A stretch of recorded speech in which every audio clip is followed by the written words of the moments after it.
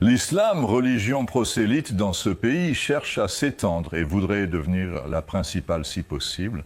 Partout aujourd'hui, de nouvelles mosquées apparaissent sur les hauteurs des villes et des démonstrations publiques de piété musulmane sont visibles. Mesdames et messieurs, le légendaire Peter Hitchens, regardez. Je suis imam à Oxford.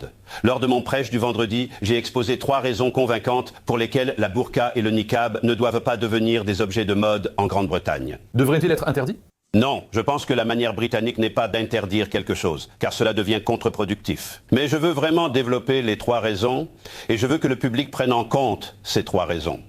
La première raison est que nulle part dans le Coran le mot burqa ou niqab n'est utilisé. Non, absolument pas. La burqa et le niqab sont des coutumes pré-islamiques de Byzance et de Perse, intégrées ensuite dans la société islamique. Le second argument contre la burqa et le niqab est leur caractère sexiste et discriminatoire.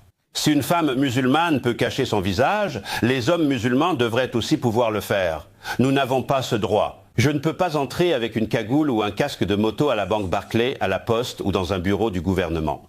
Pourquoi, dans une société égalitaire, accorder ce droit aux femmes musulmanes? Mais j'ai besoin de parler de... Développer cela pendant le débat car ce sont des arguments forts. Hamza, peux-tu revenir là-dessus? Ensuite, nous lancerons la discussion. C'est une question de liberté de choix. J'ai choisi de me couvrir le visage. Je ne le fais pas parce que quelqu'un d'autre m'a dit de le faire, ou parce que quelqu'un me l'impose, ou parce que je me sens oppressée de le faire. Comme d'autres savants, ils utilisent le hadith. Pour ceux d'entre vous qui ne connaissent pas le hadith, il est censé dire que le prophète a principalement compilé cela 250 ans après sa mort. Beaucoup, pas tous, mais beaucoup sont suspects. Ce n'est pas de la soumission ni de l'asservissement. C'est entièrement votre choix. Absolument. Mais il est vrai que les épouses du prophète couvraient leur visage, et pour être proche de la vie du prophète et de celle de ses épouses. Donc si les épouses du prophète... C'est aussi un niveau de piété. Le Coran affirme que les épouses du prophète sont différentes des autres femmes, donc tu ne peux pas dire cela. Cette question, c'est vraiment quelque chose que tu dis. C'est religieux. Je suis tout à fait d'accord pour que chacun ait la liberté, mais selon ton interprétation culturelle et non l'exigence religieuse de l'islam. Mais, Hama, tu ne vois pas que cela pourrait? Certains trouvent cela aliénant, d'autres menaçant, car le visage est essentiel à notre communication, n'est-ce pas? Je suis d'accord, mais nous vivons dans un pays libre et je pense que nous devrions pouvoir nous habiller comme nous le souhaitons. Je ne pense pas qu'Hamza doive être critiqué pour son choix ou sa piété, mais je crois que cela dépasse la religion. Il s'agit du choix d'une femme concernant ce qu'elle veut porter. Et je pense qu'il est temps que des hommes comme Sarkozy et Jack Straw arrêtent de fouiller dans les garde-robes des femmes. Vous savez, c'est difficile. Pourquoi est-ce que c'est acceptable que je montre mon visage, mais qu'elle ne puisse pas montrer le sien? C'est discriminatoire, non? C'est son choix. Elle choisit de s'habiller comme ça parce que cela fait partie de sa foi. C'est une question de foi, de culture et de tradition tribale, selon l'interprétation wahhabite et salafiste de l'islam. Ta mère n'a jamais porté de burqa. Alors pourquoi en portes-tu une? Hamza? Ma mère portait une burqa. Je n'en suis pas tout à fait sûr. D'accord, Anna Joy, tu veux entrer? Parti travailliste, Parti populaire du Canada. Oui, puis-je juste apporter un point de vue différent à ce sujet, parce que je pense que tu te trompes complètement, en fait. Si tu regardes, je veux parler de l'évolution des femmes britanniques au cours des 150 dernières années. Et j'ai bien peur, sans vouloir offenser la jeune femme en face de moi. Ta façon de t'habiller ne me dit absolument rien sur l'évolution des femmes modernes dans la société britannique. Si tu regardes l'évolution du rôle des femmes dans la société britannique, du droit de vote à l'égalité salariale, en passant par le congé maternité, tu sais, ce sont des éléments absolument essentiels. N'est-ce pas à elle de choisir ses vêtements? On rencontre des gens qui vivent des épreuves, comme Anna Joy avec du métal sur le visage. Mais avec le plus grand respect,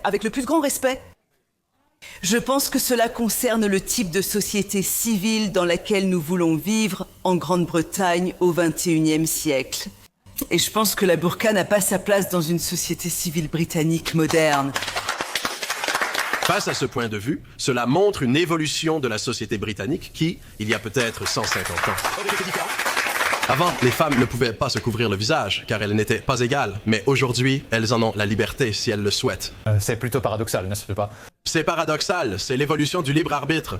Oui, Père Géry, tu n'es pas vraiment père, n'est-ce pas? Non, ce n'est pas le cas, je suis méthodiste. Il est peut-être le père de quelqu'un?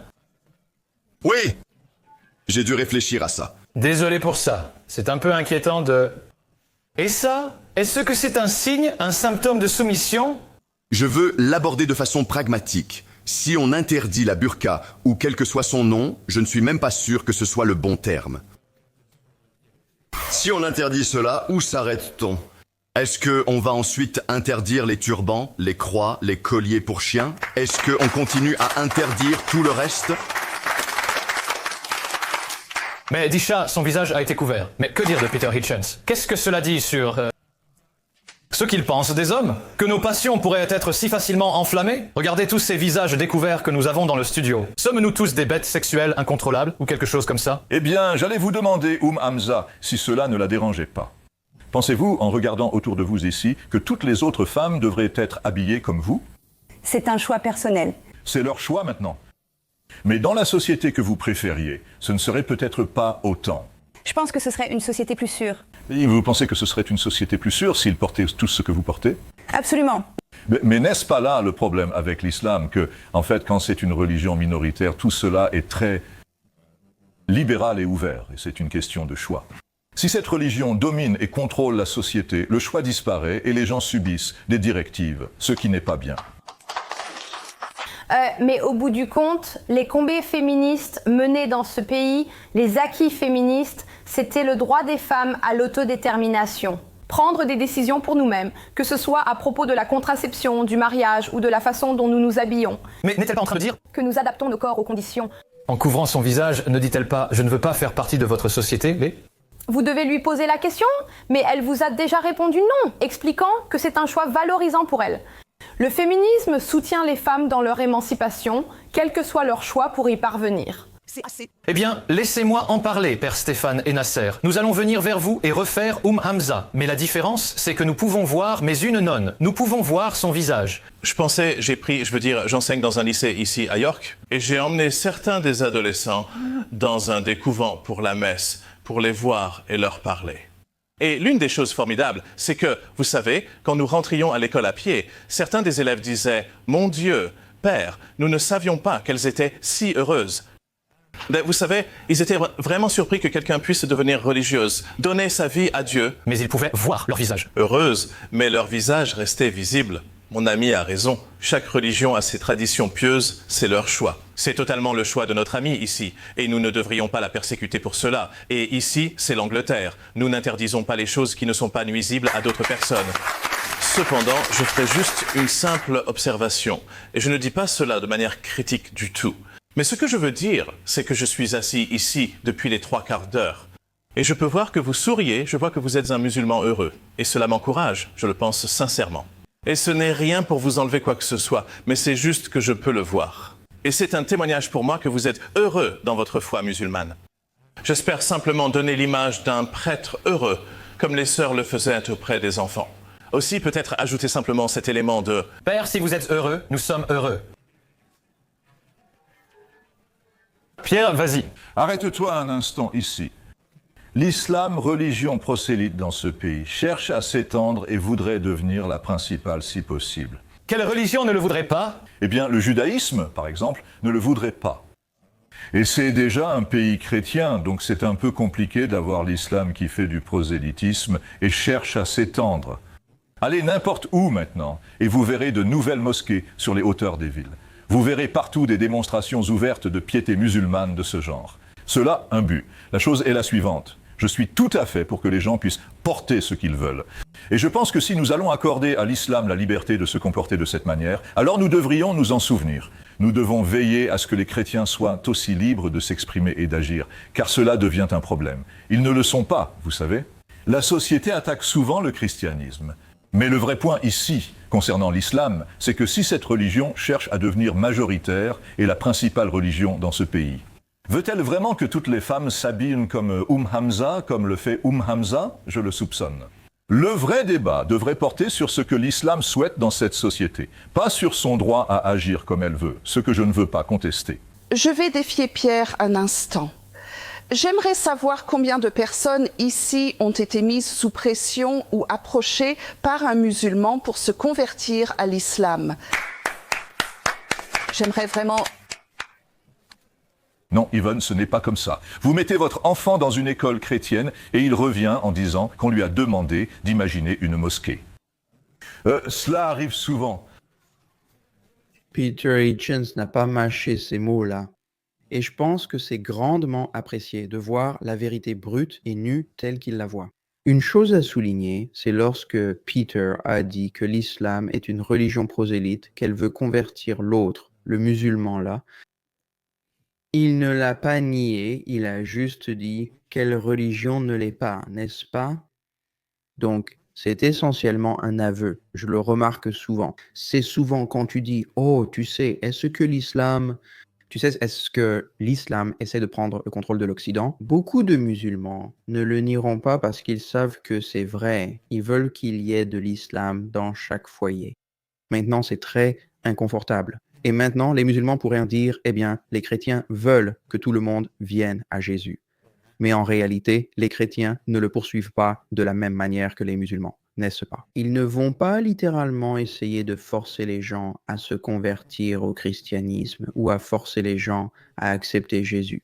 Ils essaient parfois. Vous savez, il y a souvent quelques prédicateurs ici et là, mais ce n'est pas comme un mouvement mondial de conversion de masse. Alors que l'islam essaye de prendre le contrôle de certains endroits et ensuite de convertir massivement tout le monde, vous savez, via la charia, ou, vous savez, de les rendre dhimmis. Donc, essentiellement, il n'y a pas de déni, il y a juste une question de savoir, eh bien, quelle religion ne veut pas dominer le monde, n'est-ce pas? Donc, même un athée qui est, vous savez, opposé à toutes les religions, voit une distinction entre l'islam, le christianisme et le judaïsme, en ce sens que l'islam est particulièrement une menace dangereuse et plus pertinente, n'est-ce pas? Un islam poussé à l'extrême est, vous savez, bien plus dangereux que le christianisme et le judaïsme poussé à leur extrême. Abonnez-vous à la chaîne pour en savoir plus. Pour soutenir nos vidéos, rendez-vous sur buymeacoffee.com/Jewish Uncensored. Vous pouvez aussi visiter notre page d'abonnement à la chaîne et nous rejoindre. Merci d'avoir regardé et je vous dis à la prochaine.